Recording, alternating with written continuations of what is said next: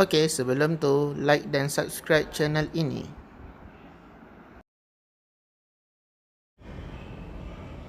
Okay, Assalamualaikum dan selamat sejahtera. Hari ini ada sikit review tentang Starex baru yang di-upgrade. Okey, mari kita tengok dari sudut keseluruhan.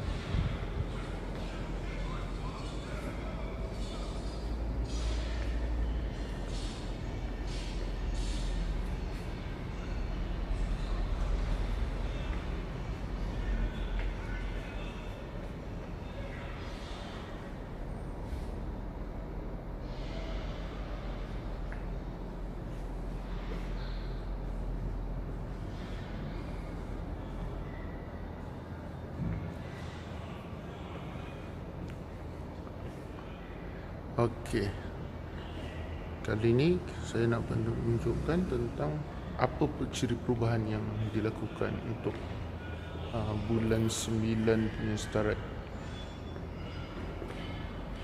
Jom kita tengok detail dari sudut dalam.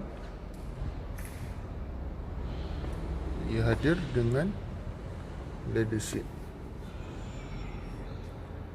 untuk version yang spek paling rendah, dan ditambah dengan emblem Starex.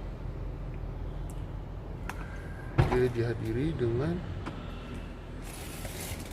4 pintu, 2 sliding door dan 2 pintu penumpang dan pemandu. Okay.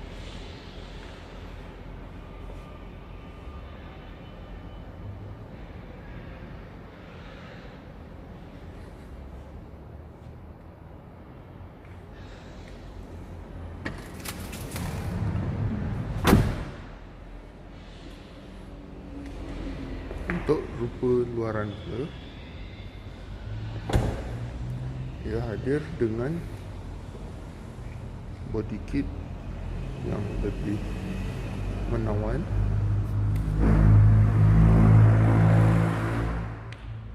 cumanya sedikit rendah kalau dibandingkan dengan version terdahulu. Jarak bawah ni rasanya lebih kurang 5 inci daripada tanah. Lepas tu dia punya skirt ni dia ada tambahan. Yang skirt ni ditambah baru. Lepas tu yang ni dia tukar warna hitam. LED daytime lighting ni still ada. Okay, untuk version yang ni sport rim new design digunakan, berukuran 16 inch juga. Dia punya side dipanggil side skirt sebelum ni lebar, tapi yang ni dia lebih nipis, macam original ikut saiz pintu.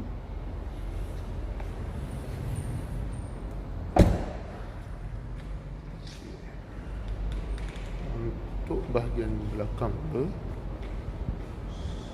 ni dia punya bumper memang tukar skeping totally. Tengok,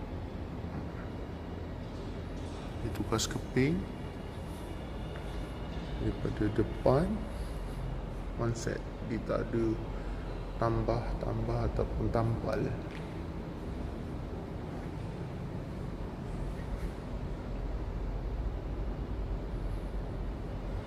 Rupa yang kali ni memang jujur, dia ada tambah sikit yang ni.